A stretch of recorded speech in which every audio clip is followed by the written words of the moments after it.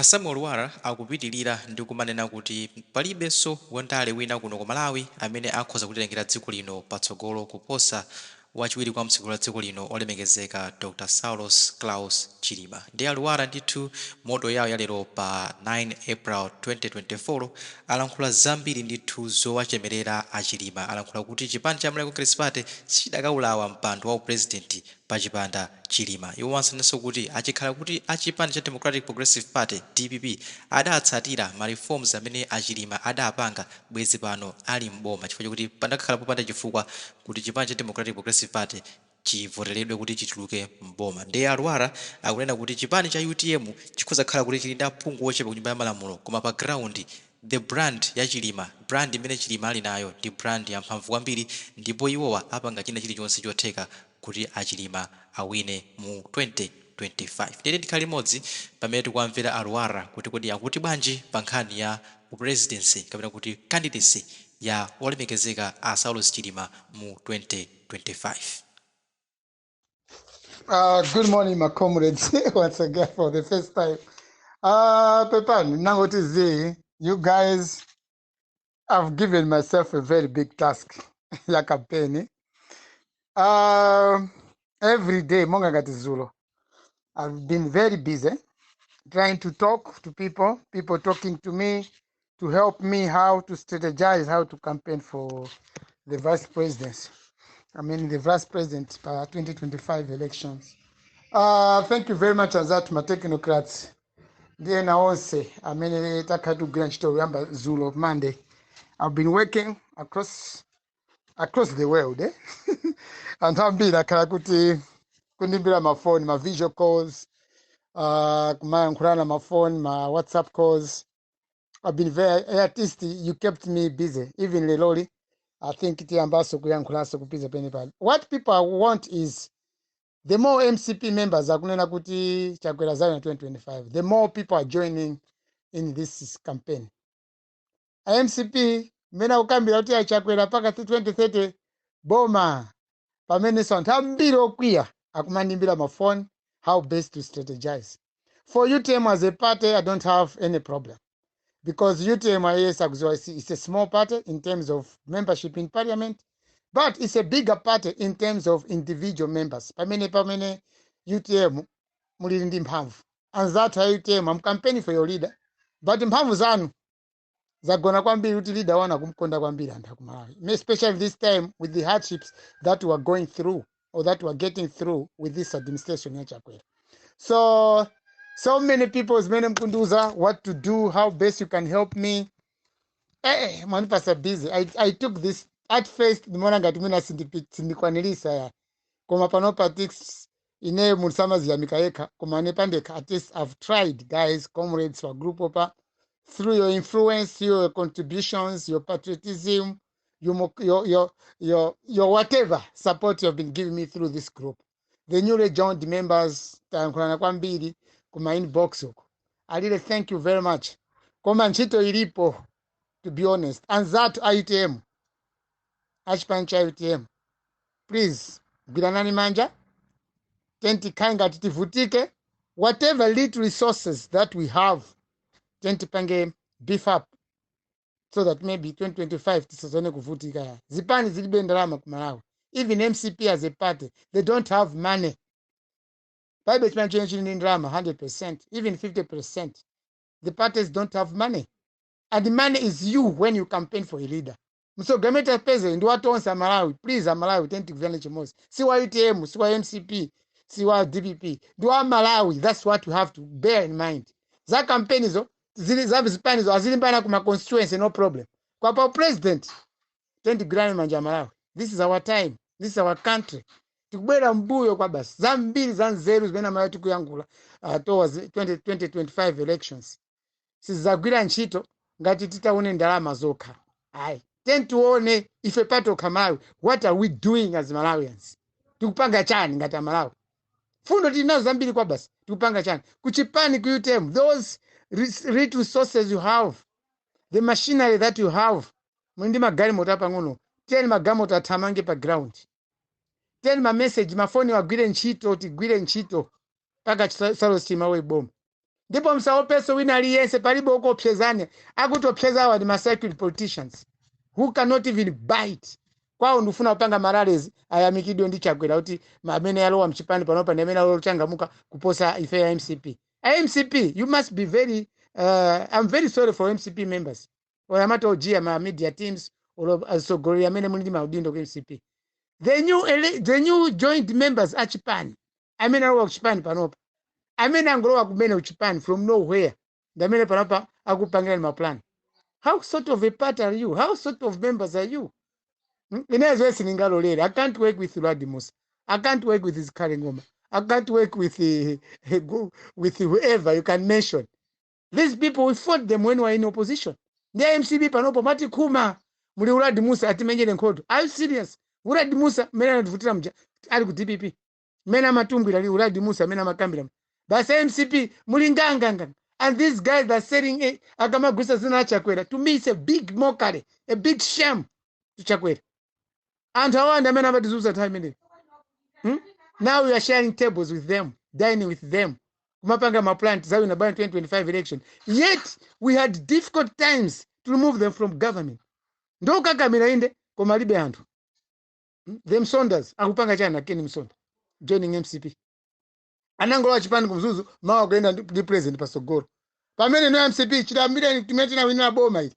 Chakwera, you have never brushed shoulders with Chakwera.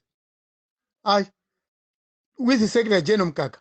Simna even chimwendo ena simna yankulepo naye kuti mkhale pansi kuti achimwendo kodi chipani chitingaendese bwanji kuti tizalowe mu 2025 tizawina. That's why ena vetango kuti tembo support a vice president.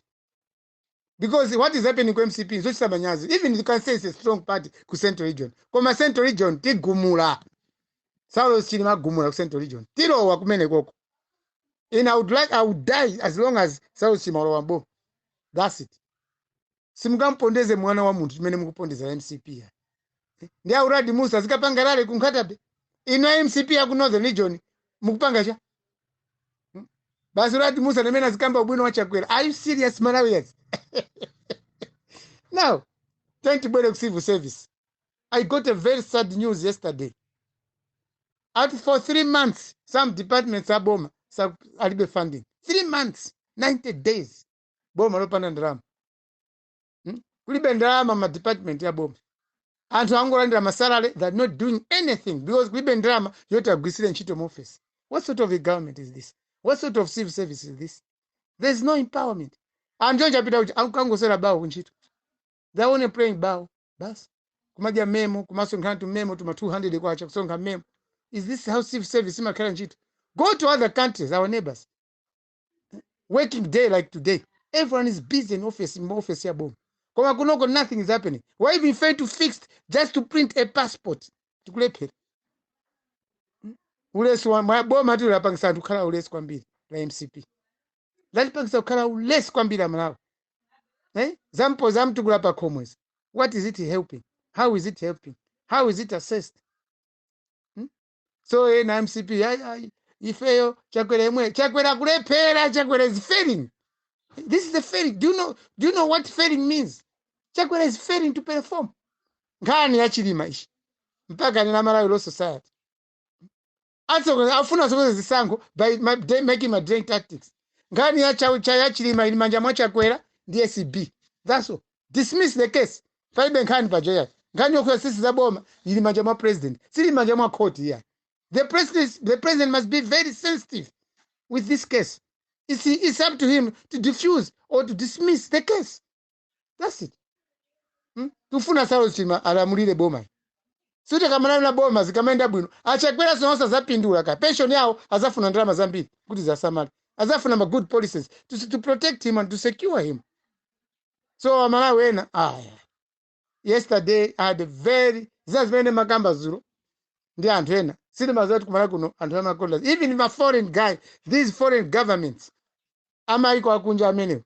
Tanzania, Zambia, Zimbabwe. People they're supporting my campaign. Yet they're not going to vote here. They're Zimbabweans, they're Zambians, they're Tanzanians. They support my campaign. Because they see something in the vice president. Because maiko amene is going to be Malawi. Now also Saulos is going to in terms of trade. These neighboring countries are suffering. And they need a leader who can change things quickly so that malonda pakati pamaiko amene ozungwa nafe ayambe kuenda bwino. Things are not working, Malawians. They will now Chakwera has got nothing in foreign policy and trade. Mulibiretu mutu mwawa Chakwera. Mulibiretu. And there's no cabinet minister who can shake things. I'm happy I was watching this blind banda amakamba ndi Kasakula ukamba ndi Daus about the reforms. My reforms are jaife DPP. You can call DPP yapitiza my reforms aja. Sili kana vote Chakwera. Enough sili kana campaign.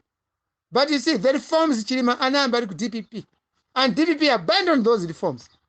What is happening now to DPP? DPP is out of government. The same reforms, I mean, Chilima kumvola because of reforms. No any other candidate has brought anything that will change this country in 2025. Even Nankumwa, APM, angoti zizasinda bwanji ifekisa naone zimene mutazasindire bomb. What policies are in place? Or you put in place as DPP, as Chakwera and the MCP mukalawa bomb. Munima policies anji. Omo msasinde bomb. We need those policies now. Koma sati mzangu tizi zimusa basi molo wamboma ndiye kuamba kusonera tisegreshi pindachi. This is the time Malawians, our politicians must show us what are they going to do in 2025 for us. Chilima has shown the reforms that were rejected first by DPP. Now they have been rejected by this Chakwera, which is not good. Ziko lokolo apansitu, no pandama reforms. Or else someone should be talking about overhauling the whole system of civil service. Actually overhaul. Even our judiciary must be overhauled when we want to change this thing. Let's not rush. Kutamangira ziko la tofuna tiambileso koya, tiambileso one. Oza tiambile uti atipitize, meta chowa kumbuyo tipitize. We can only start as first kuti tiambileso kachuwiri kuti ziko ati zikoze the reforms aja. Apo ya, let's overhaul the whole system. Our constitution also must be looked at. Because also constitution yatu, you can samana ukao ulesi kwa mbili. Issues of human rights, tenti yaone bwino bwino. Sure, human rights, it is saving the interest of thieves in government. Akuma tuka maberu, they have been pardoned and hakuba ndrama zambili mbili. Akuma ka pardon the president during holidays, the public holidays, which is unfair. Mbava ini mundu anaba ndrama basi mpanga pardon. Killing all the cases. Anga sintizo chumundu. Vladi Musa. Anamkhulukira kuti akudwala yeti kalira di Musa akuyenda kuposa so munthu odwala campaigning for MCP 2025 elections. Is it fair, Malawians? Kopanga pardon and hakuba, and yet you take them to join your party, to add numbers to your party. What is that, Malawians? So in terms of zina zo vuta ma logistics na mene ngota kutipanga, like for me this campaign is very big. Sometimes when you don't see me, nima candidate busy and so looking to make me ends meet. Dipeze kandarama for the campaign. So as in Zanga, Mena Mantaniza, the good things, my team is very understanding. The little money that we share, we're doing a lot. And someone told me that, was asking me, say, go to Central Region, Mrowa Branch. Central Region, we're penetrating there. Chilima name is there. When you don't see any committee member, area committee, executive, ya Central Region, ya we don't care about that. But what we care is the name of Saulos Chilima. That's it. We are fine. He's going to make it. We are doing this for the sake of not praising a party member, not praising a party leader. We are doing this to make differences in our country. We need to change from where we are. We need to upgrade ourselves. We need to move forward in terms of development and good governance of this country. And the only person who can do that is this Saulos Chilima. No matter what. Don't trust these men of they call themselves men of God. Maybe trust Bushiri. Bushiri is good, he's action-oriented pastor, prophet, not Enawaya. Enawaya, then Anglo-Kala religion. These other people are just religious people. They're not action-oriented. We need people who can speak. Like the bishops of our region, my bishop are Roman Catholic. I applaud them. How can my amic? No vote. Because the bishop, a good pastor, guide us Malawi through Mchipembezo. Zikori silikwenda bwino lingati Bangamoyo. It's from this is what we have to tell people. Ziko ndiro sauka basi mubisa kusauka kwa. How are you going to get how are people going to help you? Mapanga declare nation of disaster. What is put in place for Madonna's aziwedi kuti kumana kulinjara? What are the indicators that we are poor? Mwike poera poto. Shosi mara yesi kumene kube chakudya. Some other parts of the country kuli chakudya. They can try to help other regions. But what is happening? What plans have we put in place so that a donor should come in? And for how long are we going to be in a state of disaster? Literally. Is it chaka chose chatun? So Achakwera, this is the thing. And while we're in a state of disaster, ena upanga ma campaign rallies, IMCP. Omari Boma, Ashta declared state of disaster. Them they're playing around with monies by making some stupid campaigns. Where is the seriousness of this government? So Malawi, I applaud you. Thank you very much. Let's move with the start move with the leader kwamba son. Tende naye mulongozi witu. Patenda naye huyu Saulos Chilima. Kuzafika pa 2025 wanjira Boma. It will be easy for us to interact with him. Rather than put it to join in our way. You have seen these other people have helped. Boma. What are they doing? They don't even know your names. They have forgotten how to spell your names. They can't even spell my name as Lwara the way they used to do when we were in opposition. Now they're calling me Lwara because now they're in government and they're saturated with issues of government. Which issues are that? 3 months. Some offices are not even, some departments of my office and Boma, they're not funded. Even in Zimba hospital, probably no fuel. No funding for fuel. What sort of government is this? What about agriculture? What these are the ministries? Trade and industry, tourism. Kulindalama mene zote antagwira ntchito. Muti ayi makala yayi ku forest kulindalama zote antachite stop and kuosha makala. The enforcement agency yoosha makala kulibe. You see? So the thing is, Malawi, we are nowhere as I'm talking today. And drama zazana zatira makatapila, ena zatira mafees. Next week ana opera school kasi go school. Civil servants are nowhere. Azipeza kuti drama. So Malawi yanzi ngamkapanga chibwana kumala kunoko. I'm telling you, mukuchedwa if you are advancing. My campaign with this vice president also kumene kwa vice president, he should get ready. Kuti akaba 2025 kulibe kupuma. Asaba pume kwambiri. People want him to change this, want him to lead us in 2025. And ambira Malawi wafuna kuti Chilima zatira muri 2025. Palibe so wina siri abatu kungomcha kuti kapena kuti chani ya. There's no politician that we can see or that we can see now kuti awa wako zatira 2025. Oh, sema politician ako Malawi panopa. Palibe 1-0. Unless mina ena akawina pa constituency level. But pa national level, it's only Chilima now. Alibe so pixana na ya. Mwina zangu kaya kuti Antena Ndanjiru afiti ansanje. That's why maybe he's going to, but these are small challenges. There's no other politician this time. Tauna parliament, how they contribute. Many parliament are to mind of parliament. Can you produce a president in that parliament? Mungachusemu mundu amene Mtsogoleri ziko parliament many a time. Antango me na kuzibakera. Can you produce a president in that parliament? Many zili. In that time kuti Chakwera ali pa opposition zimoneka ku parliament zindu Chakwera azatira muliro. But look, he was just another sheep in a leopard skin. I mean it was a rep. Tingale kuti chani. Now sanango falapo ngati kuti muna 1-0 ali ku opposition na Chakwera. Kaunali ukali, kaunali chani. Sindikuziwa. Chakwera was speaking better when he was in opposition. But now aliboma tanga waka ndi Chakwera. Na chimoza pukuru waka. Kazi pala mwabara ndipo ngana pukuru mweneko. Nothing goes into his head to change this country. Mkati muone zovala mena anthu akuvala ma office. Tungobweza zovala zomwe mashati omwe. You don't even buy new shirts these days when you go to office. Tibendera megura shati. Shati yovala mu office is more expensive. 20,000 ungakwanise mu civil servant kugula. Makaunjika panopa tavala tatopa. So what I'm trying to say here in Malawi is let's join hands. Tendipite pasogoro. Sachedweso kandale zoti ayi ka Chilima his fate is in the hands of Chakwera. And Chilima angompachika Chakwera, angompachika Chakwera angompachika Chilima.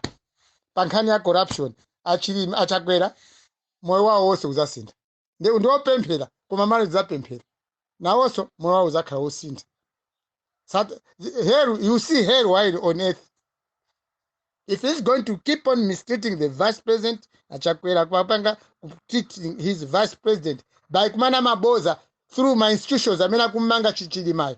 achakweratu mulungu azalanga tikuona Malawi mwina zakhala president oyamba kuzimangira pa mtengo because of making silly decisions or kupangira nkhanza vice president wake anthu amalawi tonse tikuona. And Achakwera must know that wherever he is MCP mwauza president Achakwera tinapasa vote because of Chilima, because 2019 ife MCP tinalephera kulowa boma via general imetu atali sidiki tinawa boma MCP because of Chilima. I repeat this now and then and I will not even change. Without Chilima, MCP could not have tested government. Without Chilima, APM could not have tumba mpaka lero page house. He went into government APM because of this young man, Chilima. So I'm saying this is Osina Nkwepa group. I was very busy. I'm looking for money. So many people want to join me. But they're helping me to campaign for vice presidents. Ndaona panopa unisangani na mizo kusipani kulibe ndalama. Amena ni ndalama kusipani either ndakuba. That's it. The parties don't have money. And for parties to find money is unless Chilima gets into government.